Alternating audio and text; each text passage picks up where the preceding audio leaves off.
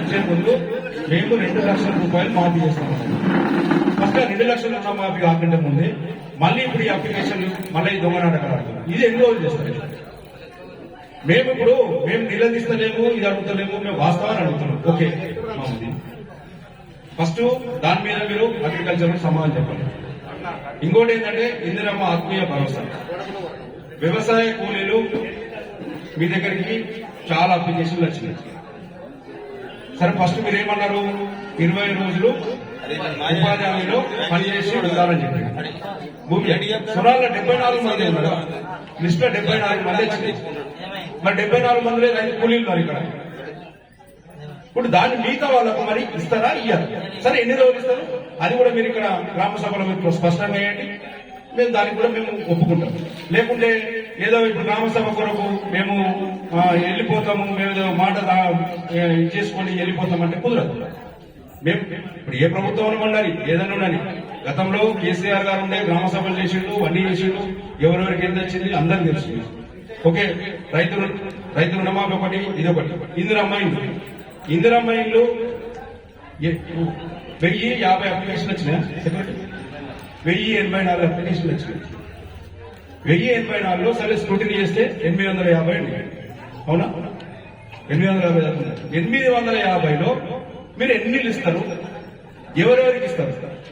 దీంట్లో ఏ విధంగా మీరు నిర్ణయిస్తారు?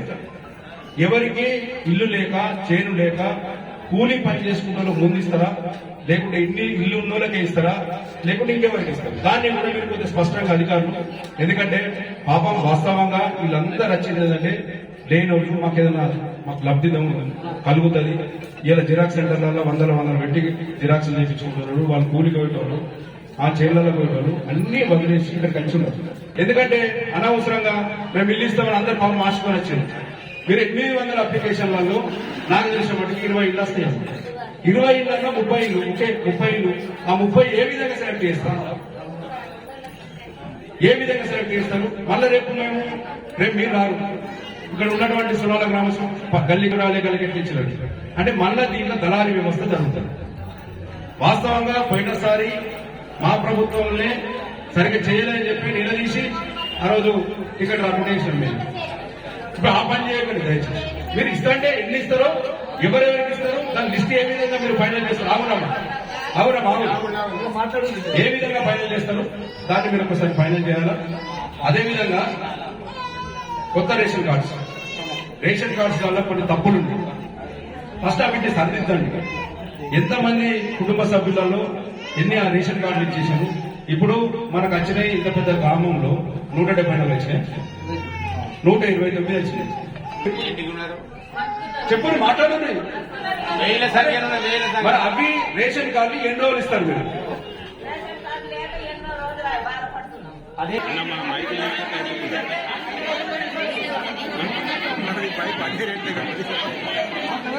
మైకులు తీసుకురా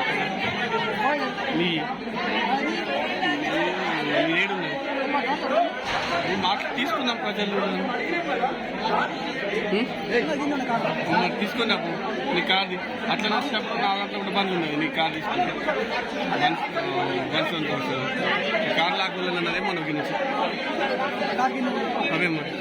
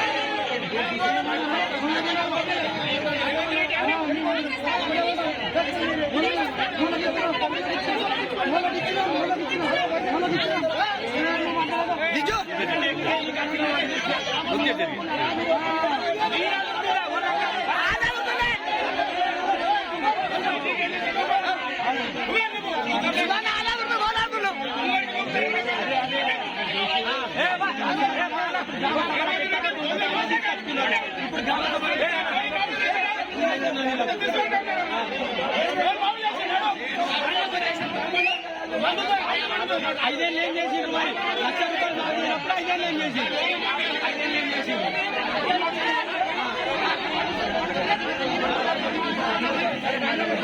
అతను చెప్పి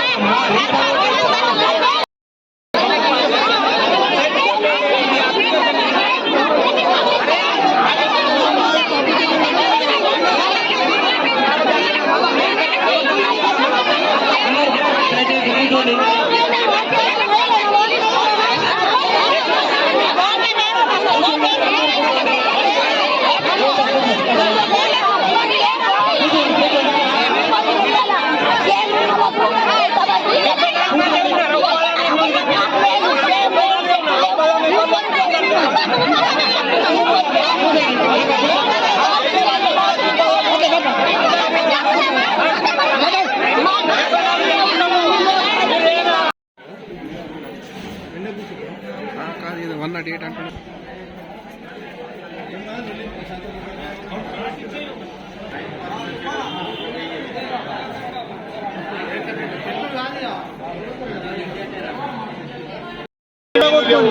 నదులలో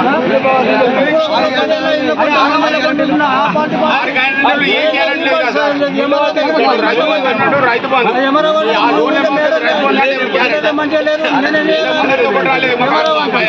భయం అయిపోయింది. అందరికి వెళ్తే మాట్లాడు, ఎవరికి రాదు. ఇట్లా ఇప్పుడు నలుగురు మొక్కలు అట్లా మనం నేను చిన్నప్పుడు ఇందిరాగాంధీ మాకు చాలా గుర్తే సార్. మాట్లాడితలేరు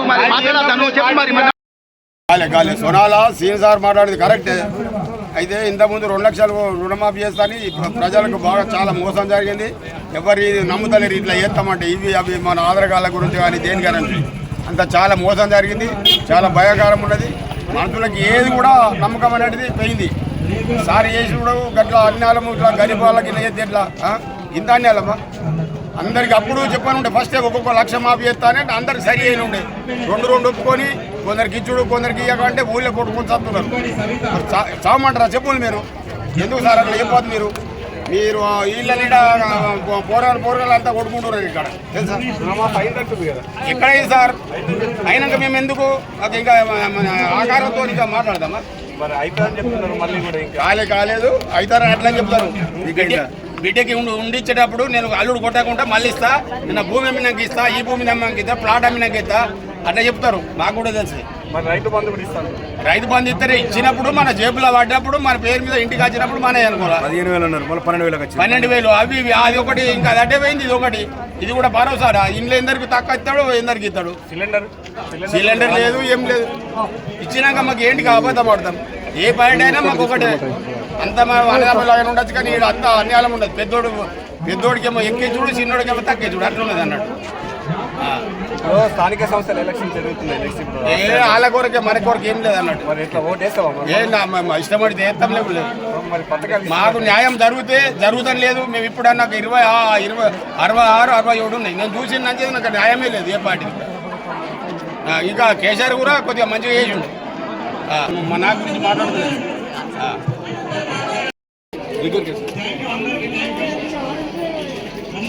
గ్రామ సభలో ప్రతి గ్రామ సభలో ఏ విలేజ్కి వెళ్ళినా కానీ రుణమాఫీ పైన నిలదీస్తున్నటువంటి నాయకులు ఉన్నారు, ప్రజలు ఉన్నారు. ఇక్కడ సునాలలో కూడా గ్రామ సభ అనేటువంటి జరుగుతుంది. మరి ఎందుకు ఏం జరిగింది, బయటకు వెళ్తున్నారు, వీళ్ళ కలిసి తెలుసుకున్నాం. నమస్కారం సార్. ఈరోజు సునాల గ్రామంలో ప్రజాపాలన అని చెప్పి గ్రామ సభ పెట్టింది. ఫస్ట్ మేము అడుగుతున్న అధికారులను, మేము అడిగేది ఏంటి, ఫస్ట్ రుణమాఫీ చేసిండ్రు, మీరు 2 లక్షల రూపాయలు ఎలక్షన్లో హామీ ఇచ్చారు, మరి మీరు ఎందుకు వేయరు? ఫస్ట్ దాని మీద సమాధానం చెప్పినాం. ఇప్పటి వరకు సునాల గ్రామంలో పెద్ద మొత్తంలో ఉన్నటువంటి రుణాలు 50% అయింది. ఇంకా 50% ఎందుకంటే దాని మీద దాటా వేస్తున్నారు. ఏమంటే మాది కాంగ్రెస్ పార్టీ, మా అధికార పార్టీ, మా ఇష్టం ఉండి వేస్తామంటే ఇది ఇలా ప్రజల్ని ఎందుకు మభ్యపెట్టడానికి. ఇక్కడికి ఇంతమంది, ఇప్పుడు 500 మంది వచ్చిండ్రు ఇక్కడికి. పాపం ఎంతో కష్టపడి వాళ్ళు చేనులో పని చేసుకుంటోళ్ళు, కూలీ చేసుకుంటోళ్ళు. వీళ్ళు అందరి పాపం బయట పోయి 100 రూపాయలు ఖర్చు పెట్టుకొని జిరాక్సులు తీసుకొని, ఇప్పుడు గతంలో కూడా తీసుకున్నారు అప్లికేషన్లు. మళ్ళీ ఇప్పటికీ 4-5 సార్లు అప్లికేషన్లు గ్రామ సభలో. ఎందుకు ఇంత పెద్ద గ్రామంలో 74 కూలీలకు రుణమాఫీ, మనం ఏదైతే రైతు బంధు అని చెప్పారు, దాన్ని రైతు కూలీలకు ఇచ్చేది 74 మందికి వచ్చింది. 100 మంది ఉన్నారు ఇప్పటికీ. మళ్ళీ అదేవిధంగా ఇలా రేషన్ కార్డులో 1000 రేషన్ కార్డులు వస్తే అప్లికేషన్ చేస్తే ఇలా 129 ఇచ్చారు. మరి మిగతా ఎప్పుడు ఇస్తారు? ఇప్పుడు అది కూడా రైతు బంధు లేదు, సరిగా రుణమాఫీ లేదు, రేషన్ కార్డులు లేవు, ఇవన్నీ మభ్యపెట్టడానికి చేస్తారు. కాబట్టి దయచేసి ప్రజల్ని అనవసరంగా మీరు చేయకండి. ఇస్తాంటి ఇల్లు ఇలా 1200 అప్లికేషన్లు వచ్చినాయి గ్రామంలో వచ్చినాయి. ఇలా ఇప్పుడు ఎన్ని ఇస్తారంటే దాని మీద దాటా వేస్తున్నారు. ఇవన్నీ కూడా మేము చేయని చెప్పలేమంటారు. మరి ఎందుకు గ్రామ సభ పెట్టారు? ఈ కారణం ఏంది? మీరు దానికి ఫస్ట్ సమాధానం చెప్పండి. ఇప్పుడు ఏమన్నా మనం లొల్లి చేసి ఇప్పుడన్నా, అసలు ఇప్పటిదాకా కేసీఆర్ గారు 10 సంవత్సరాలు పరిపాలించాడు. ఏ రోజన్నా ఇలా గ్రామ సభల పోలీసుల వ్యవస్థను పెట్టుకొని ఎప్పుడన్నా నిర్బంధంలో పెట్టుకొని గ్రామ సభ జరపడం ఎంతవరకు సమంజసం? ఇది మేము దీనికి తీవ్రంగా ఖండిస్తున్నాం. ప్రజల తరఫున బీఆర్ఎస్ పార్టీ ఎప్పుడు కట్టుబడి ఉంటుంది. కేసీఆర్ గారి నాయకత్వంలో మా రాష్ట్ర వర్కింగ్ ప్రెసిడెంట్ కేటీఆర్ గారు, మా శాసనసభ్యులు అనిల్ జాదవ్ గారి నాయకత్వంలో మేము ప్రజల పక్షాన కొట్లాడతాం. ప్రజలకు వచ్చే విధంగా ఏదైతే ప్రజలకు ఏవైతే వాళ్ళ హామీలు ఉన్నాయో ఆ 6 హామీలు నెరవేర్చే వరకు కూడా మేము వెంబడే ఉంటాం.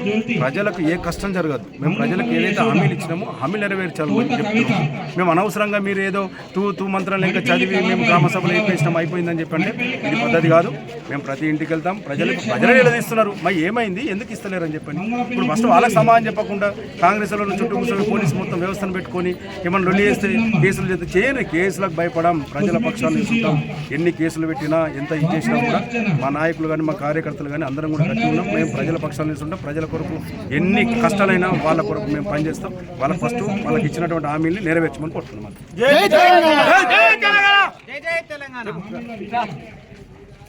2 లక్షల My Media, the voice of India.